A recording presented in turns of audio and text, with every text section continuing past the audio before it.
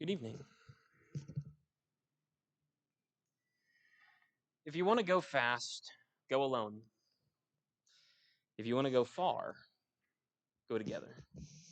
It's an ancient African proverb, apparently, or at least that's what Google told me, so how reliable that is, I'm not exactly sure.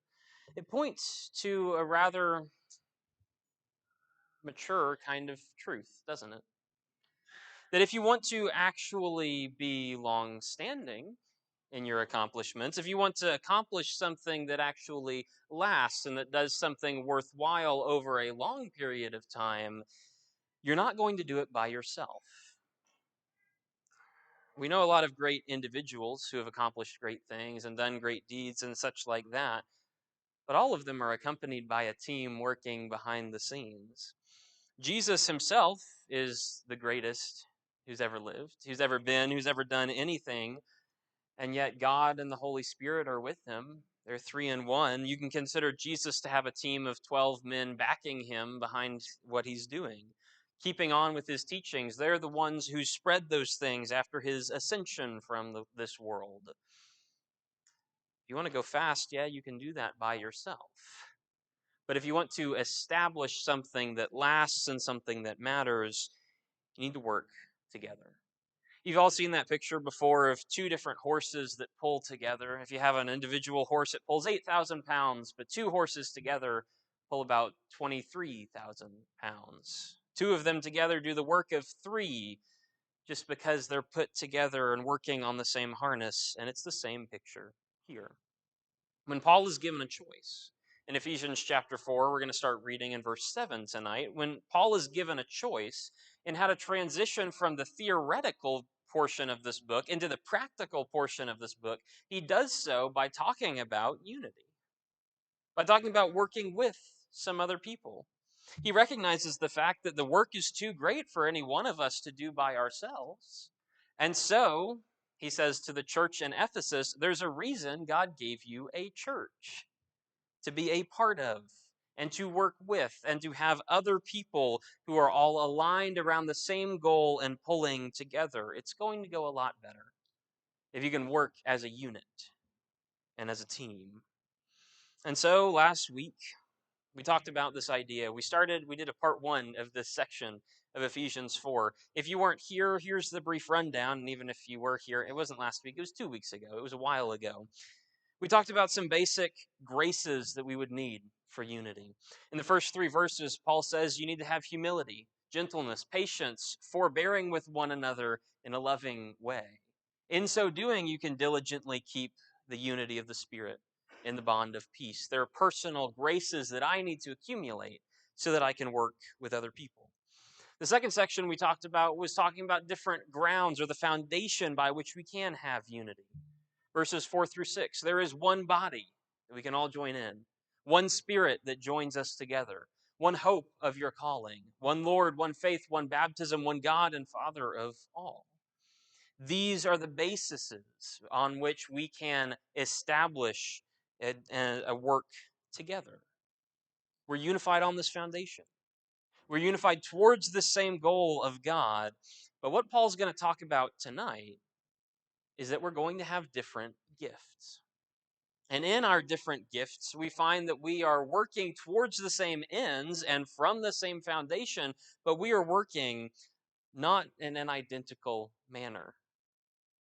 And in so doing, it's pretty hard to tell when you're actually succeeding or not. And so Paul will round out this portion of the chapter by talking about what the growth actually looks like. That's where we're going in Ephesians chapter 4. We're going to start reading in verse 7 and we'll go through verse 16. We'll pick up this last section.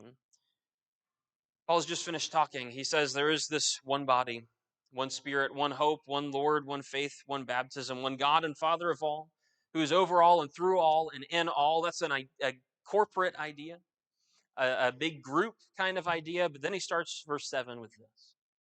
But to each one of us individually, to each one of us, grace was given according to the measure of Christ's gift. Therefore, it says, when he ascended on high, he led captive the captives, and he gave gifts to people.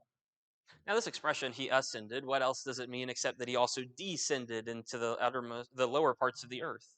He who descended is himself also he who ascended far above all the heavens so that he might fill all things. And he gave some as apostles, and some as prophets, and some as evangelists, and some as pastors and teachers, for the equipping of the saints, for the work of ministry, for the building up of the body of Christ, until we all attain to the unity of the faith and of the knowledge of the Son of God, to a mature man, to the measure of the stature which belongs to the fullness of Christ. As a result, we are no longer to be children, tossed here and there by waves and carried about by every wind of doctrine, by the trickery of people, by craftiness and deceitful scheming, but speaking the truth in love, we are to grow up in all aspects into him who is the head, that is Christ, from whom the whole body, being fitted and held together by what every joint supplies, according to the proper working of each individual part, causes the growth of the body for the building up of itself in love. You notice here the language. The idea is that you are all working together, different pieces that form one cohesive whole and are pulling in the same direction. That's the idea that Paul's trying to address. And how else can he address it except by starting to talk about the different gifts that we all have? I don't think it's a foreign concept to anyone that people are different. That shouldn't be a strange idea because you take a survey of all of us, we're pretty unique individuals, different skill sets, different strengths, different weaknesses in different areas. And when you survey those things, you're going to have to realize something important.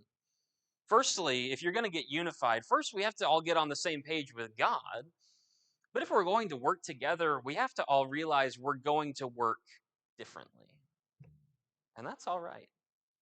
Because unity is, again, it's not uniformity. It's not working in the same way. It is working towards the same goal.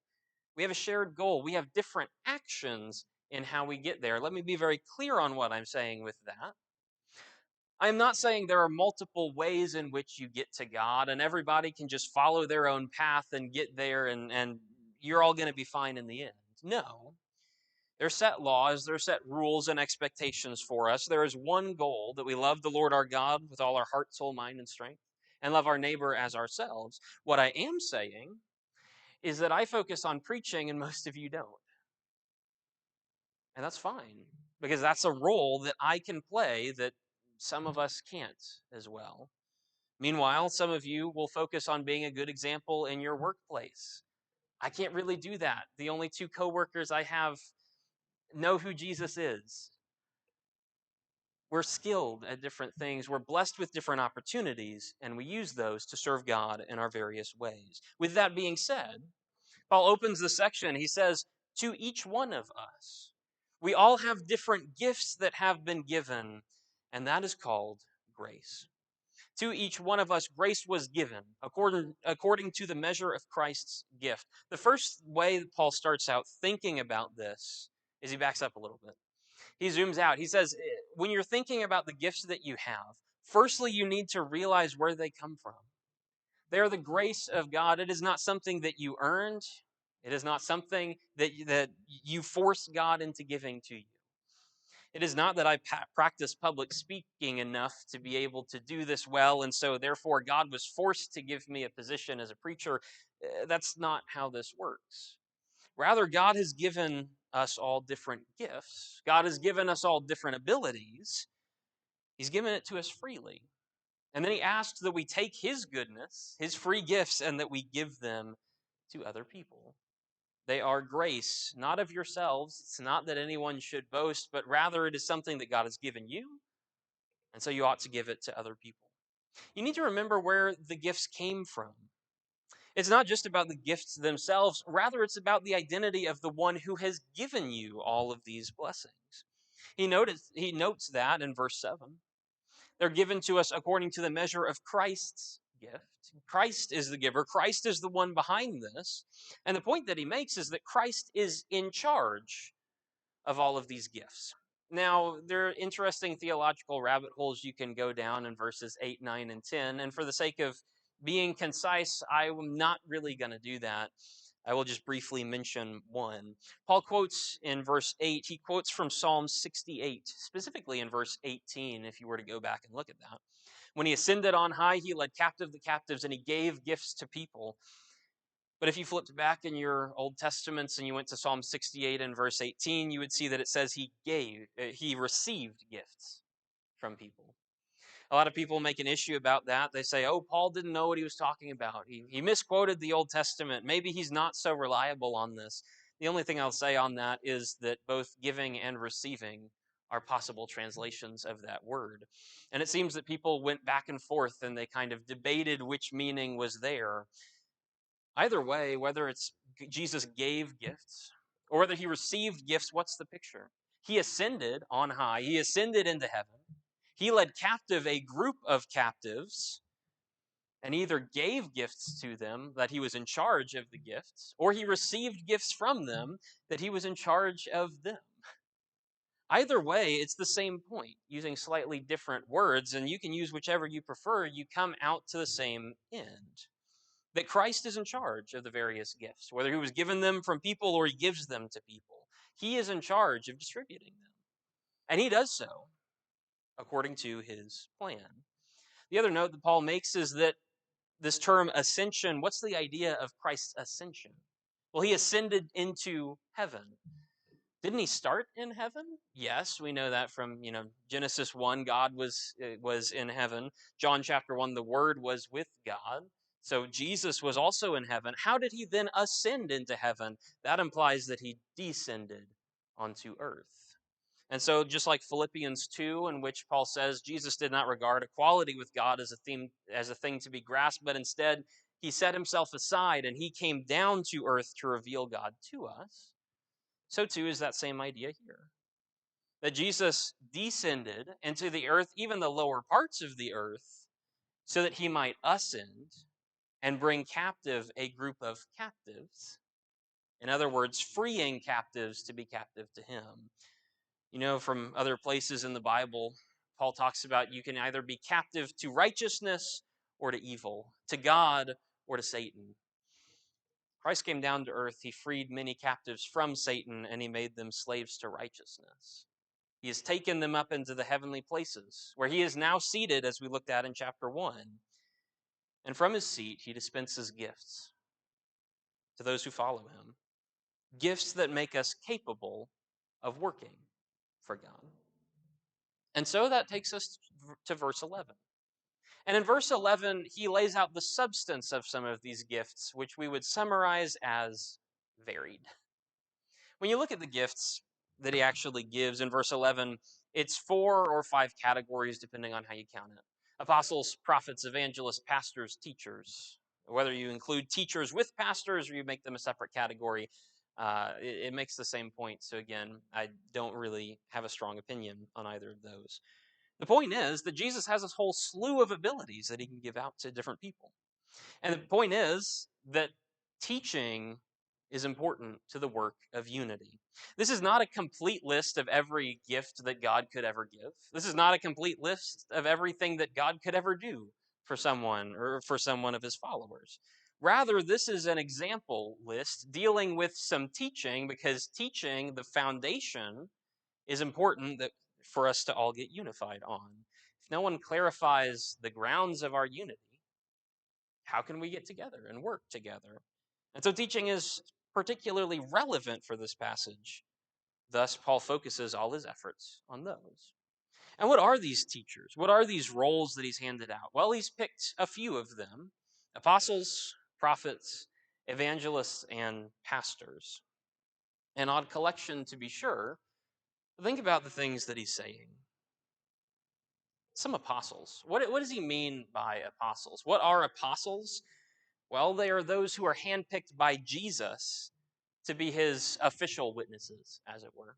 When we think about the apostles, you'll probably think about the list of the 12 apostles, the original ones, and that is generally true. Now, we might remove Judas from that because he removed himself. We might add Matthias into that, as he replaced Judas in Acts chapter 1.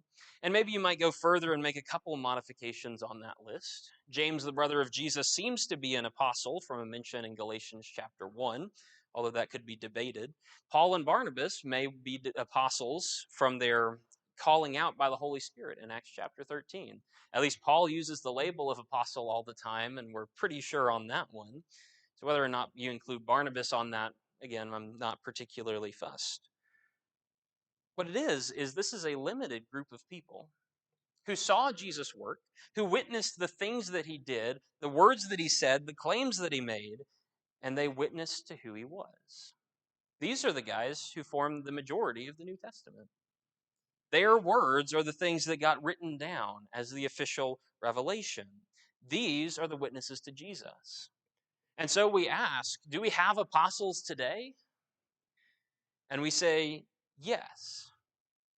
Well, which apostles are those? Who's the modern day apostle? Well, it's Peter, Andrew, James, and John, and all the rest of the other guys who were the apostles.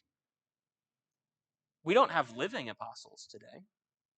No one's still alive who saw Jesus while he was here on earth, but we do have the records and the eyewitness accounts of the apostles and the things that they said and their witness to who Jesus was. That's why the New Testament is still relevant today. It's the foundation of everything that we do. In Ephesians chapter 2, when Paul describes this as a building, Jesus is the cornerstone and the apostles are part of the foundation. Still the same apostles. May not be alive, but they're the same apostles today as they were 2,000 years ago, still bearing witness to who Jesus is. The same thing is true of the prophets. When you look at the prophets, those who are handpicked by God to officially and authoritatively reveal the will of God, that happens in the Old Testament and that happens in the New Testament. Both of those. And again, we do not have current revelation. We do not have living prophets today, but we do have their records. We have the entirety of the Old Testament and various of the books in the New Testaments written by people where God picked them to reveal his will and to write it down in an authoritative manner. They are the ones who form the foundation of the things that we are built on. So important are they, in fact, to our foundation that every week we get together and we talk about something from the Bible, which is their work. Even tonight, when we're reading the words of Paul, we are reading from the foundation of the apostles, as it is called, because that's how God established it. Christ is the cornerstone. Some of the apostles filled out the rest of Christ's teaching. The prophets give the background of Christ, his advance notice in Old Testament prophecy, as Mike would often say. The Bible forms the foundation for these things that we are aligned on. And so, when we move into evangelists and pastors, roles we do have today, it should be no surprise that they take their root from the Bible and from the work of the apostles and prophets through the ages to record these things and leave them for us. God gives some as evangelists. Now, all Christians are to speak of Christ. We make that point often. But God did give some specific talents in that area, a specific way of going about their work to make sure that people listen, or people who are very good at getting studies, or people who are very good at communicating their ideas in various ways. God gave specific individuals certain skills in those areas. And God gave some to be evangelists, to take that role, and to usually just be a ringleader to bring other people into the work that they're doing. The goal of an evangelist is to take the words of the apostles and prophets and spread the knowledge of God.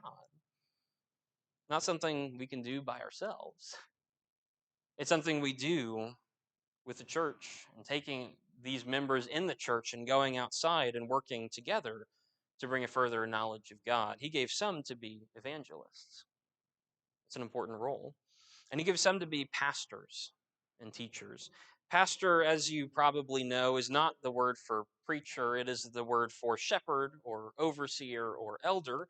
And despite its misuse in the broader religious world today, it does refer to those men in 1 Timothy 3 and Titus chapter 1, in which case the elders are told that they should be able to teach, are told to be good examples, are told to be leaders of the flock. Peter has specific words for them and specific guidances for the things that they should do. And the role of an elder is what?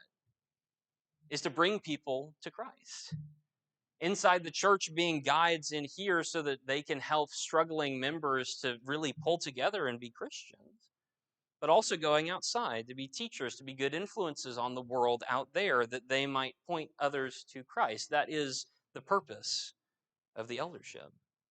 And so, wherever you are at, whatever role you're looking at, apostles, prophets, evangelists, teachers, and pastors, whichever one of these things, they're all coming to the same point. We're trying to get people to faith in Christ. That is the purpose of all these teaching roles.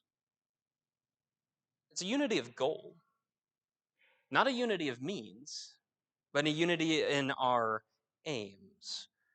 Jesus is trying to give us all sorts of different gifts, whether they're in this teaching realm or you can broaden it. You can go to any realm. Jesus has given us all sorts of gifts, not so that we work in the same way, but that we work towards the same goal of mutual encouragement, mutual edification, and trying to get other people to see who God is so that they can join in with Him and with Jesus.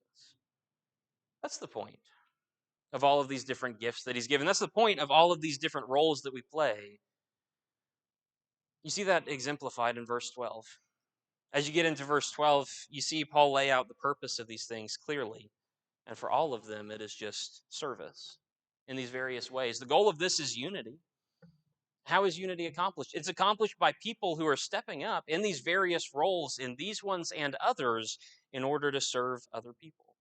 He talks about how this is for the equipping of the saints. You think about teaching, you think about working with people, first step is to equip the saints. We're all saints. It's not some special rank of Christian that is just better than everybody else. No, we are all saints, and we are called to be properly ready for the work of God. If we're to do the work of God, the great work of showing Him to the world, we're going to need some help in that and some instruction on how to do that. When you think about teachers, the people who are trying to teach you, when you think about trying to teach yourself, you have to realize the first role of teachers is to get people prepared, to give others knowledge, and to teach us the right things and the right ways in which to think. The second role of teachers will be classified in verse 12 as equipping them for the work of ministry. Because the point is not to just know all this knowledge and to accumulate all this learning and then sit on it. The work of the saints is a work of ministry. To take yourself and stop being served and to go and start serving someone else. We all begin and we need some feeding. We all begin and we need some equipping. There's a certain point at which we turn that around and we start going out and trying to equip others. Teachers are important because not only do they prepare us, not only do they mentally teach us the right things, right good and ways in which to think, teachers are important because they push us to action and actually using the things that we learn, not just sitting on those. And teachers are important because they serve this all for the building up of the body of Christ. As the goal of serving is to strengthen the body's growth. Teachers are important because they solidify us in the work that we do. It's not just about learning something good. It's not just about doing one good action and then you call it quits and you'll see them next week. No, it's about a continual dedication to who God is. The purpose of the gifts is service, continual service. The apostles didn't get a break from teaching and helping other people. The prophets never got a break to just do their own thing. And evangelists and pastors and teachers, no, you don't get days off of Christianity. No, it is a lifestyle and it is how you live. The gifts that God has given. You might think of it as a leasing opportunity. That Christ has offered us the ability to use these gifts He has given, and we get them so long as we are going to turn around and do something with them. If you receive the gifts of Christ and you just sit on them, you receive the blessings and you just hoard them for yourself, are you really obeying Christ? Are you really being like Christ if you just hoard everything for your benefits? No, that's not what the gifts are for. And so we might ask that question, are you actually using your gifts. There's a tendency for us to sit with our gifts instead of getting out and using them. And oftentimes when this question comes up, people start to answer it. They start to say yes or no. And then you pause and then you realize, I don't even know what my gifts are. Am I supposed to be an evangelist? Am I meant to be a pastor? Should I be a teacher? Well, what am I supposed to do? You know, the first step to doing all of this is figuring out what you're actually good at and figuring out how, like, what gifts you have so that you can then figure out how to use them. If you have questions about that, go talk to somebody else. If you have questions about that, go seek some advice and seek some guidance. You're not going to be useful if you're not doing anything with your gifts, if you don't know what your gifts are, if you don't know what you can do. How are you going to be beneficial to the cause of God? I'm looking for people who want to use their gifts, and I am more than willing to put you to work if you want it. So go ahead. What are your gifts? Do you know what they are? Are you using them? Because your proper usage of the gifts that God has given you, He's given you unique abilities. And the only way for a group to be healthy and work together at a full capacity is for you to know what you can do and for you to put in that work. The whole body, after all, is supposed to work together from what every joint supplies. And so think about your gifts and consider those things. But while we do, I feel like we have to address this last category that Paul touches on. Because a lot of times, people know their gifts. They end up figuring out what they are. And they might use their gifts and they exercise those for a little bit. And it doesn't seem to turn a profit. And they don't see the pews filling up. And they don't see the people they invite coming to church. And they don't see any of their benefits maybe turning a profit. And they wonder, is it working? What's working? Am I doing anything? Am I accomplishing anything?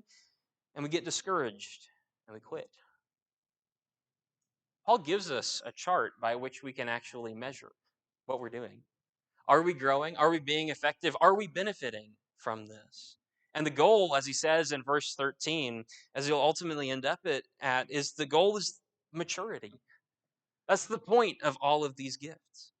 That God has given us a range of gifts, and they're going to continue until we all attain to a number of different things, until we all attain to unity. That's what this is all about, right? Working together until we all attain to being unified. And you say, Reagan, well, Christians aren't unified. Well, how are you defining Christian? Are we defining Christian based on God's definition in verses 4 through 6, on the foundational elements of Christianity, on the truth that God has laid out? The fact is that many people, when they think about Christians, they don't think about the basic foundational truths.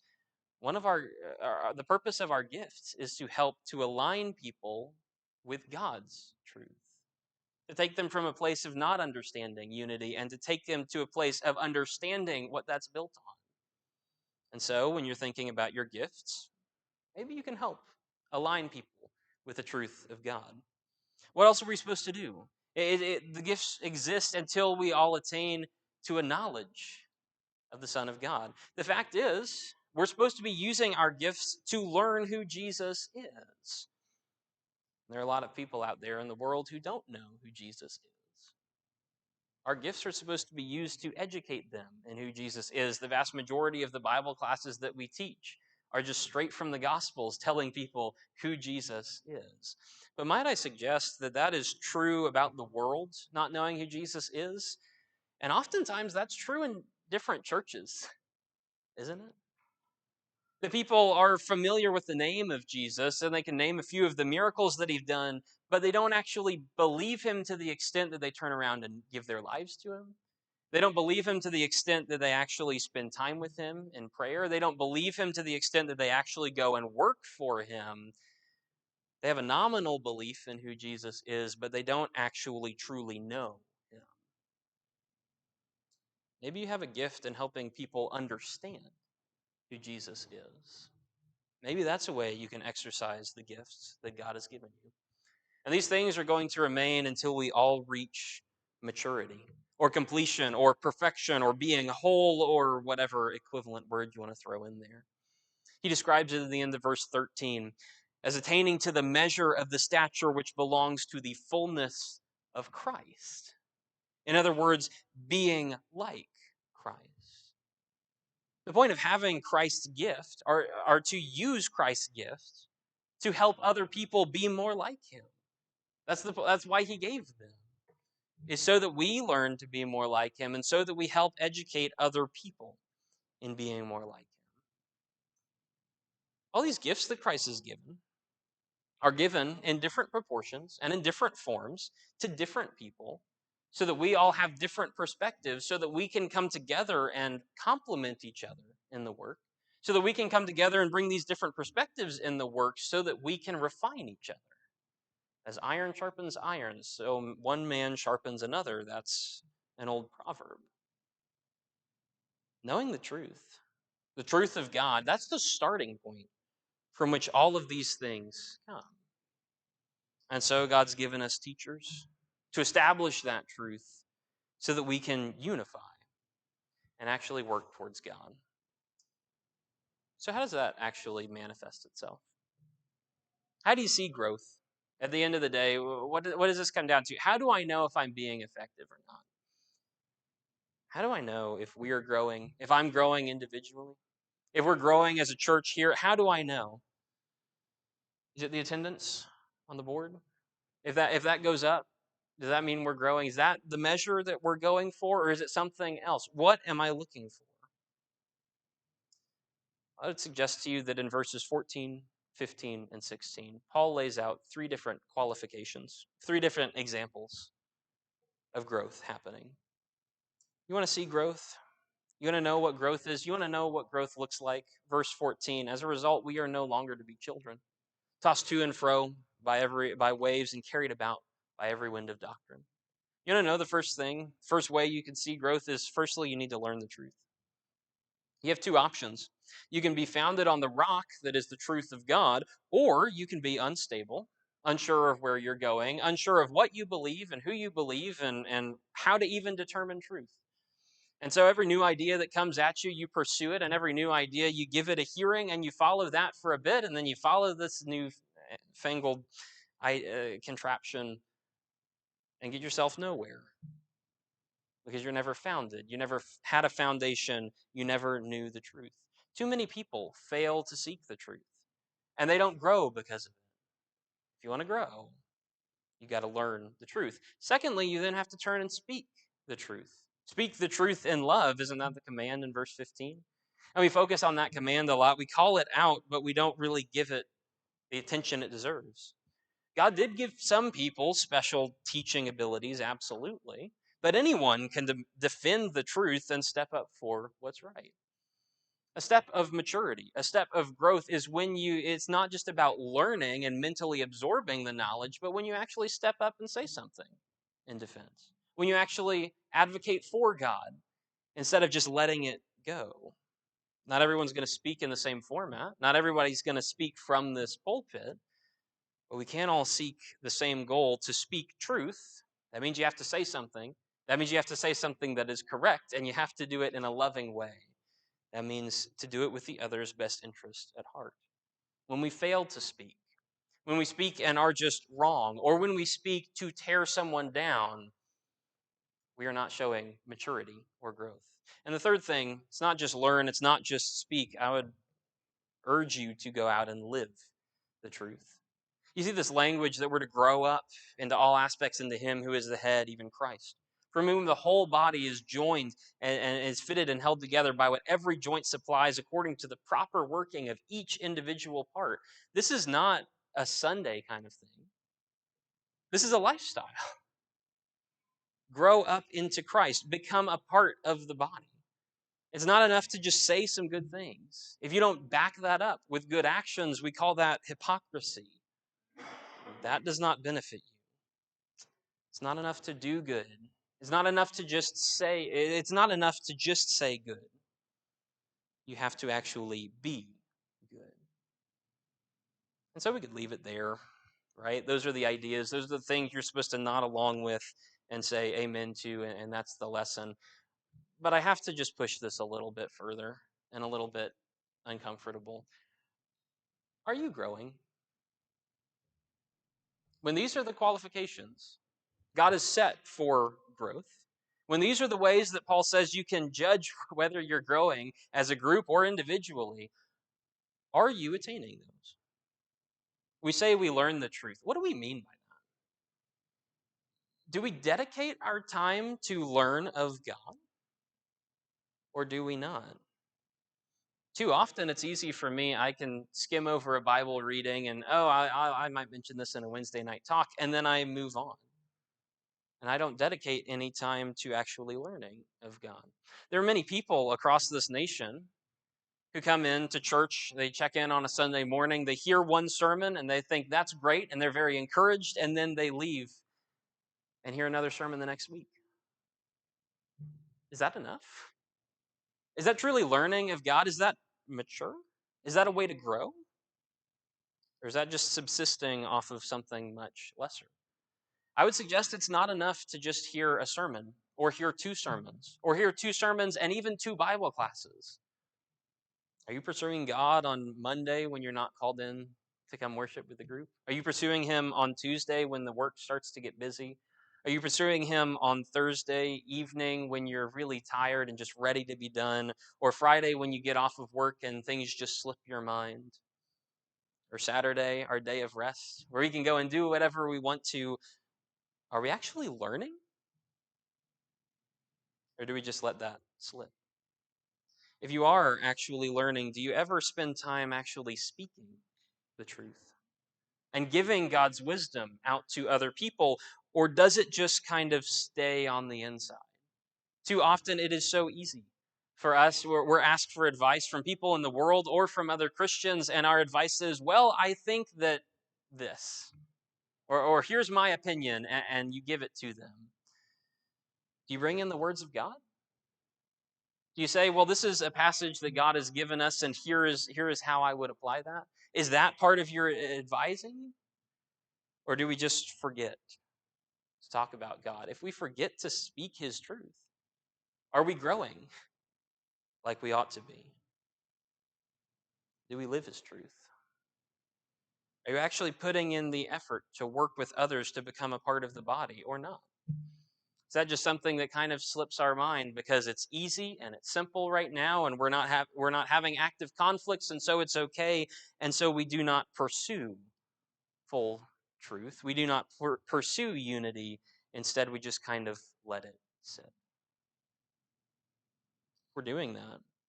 If we're just kind of floating through life on any of these three categories, I must ask you, is that really growing like God expects us to?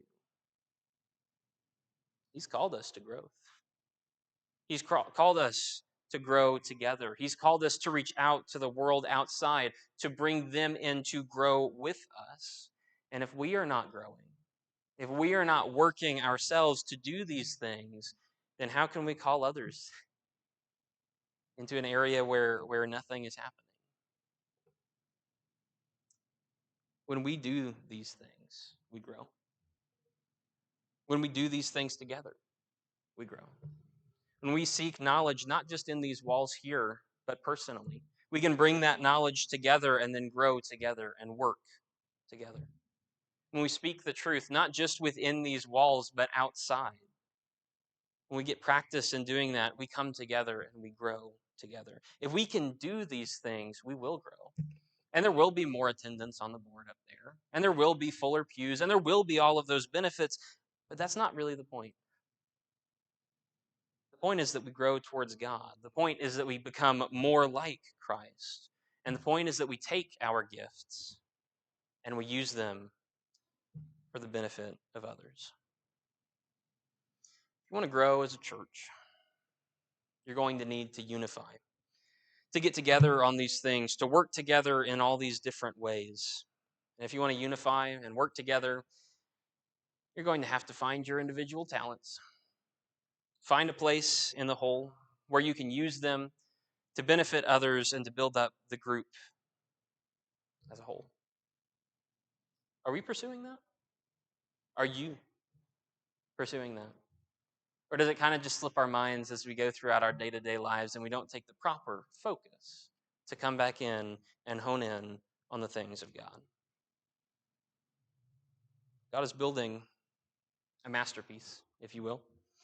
Christ is the cornerstone, the apostles and the prophets as the foundation, as chapter 2 says, and we are being built as part of it. Heirs according to the promise, heirs in God's family, children in God's family, pieces of that temple. God expects the church to be that. God expects us to be in that and to show off his plan of salvation for everyone to the universe.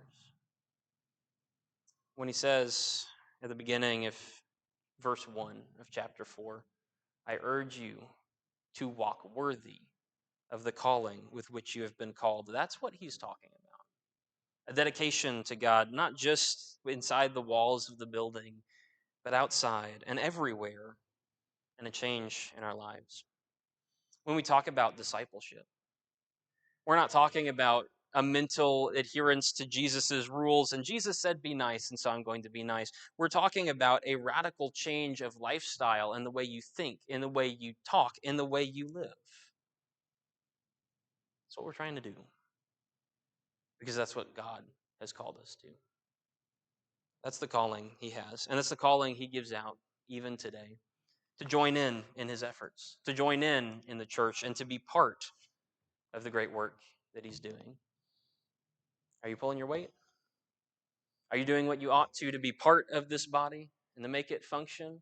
And if not, can we help you to repair what's broken and to fix those things and to push you to further faith? If there's anything we can do, a baptism into Christ, prayers for your strength, or whatever it might be, let me know. I'll be standing right up here as we all stand and sing this song.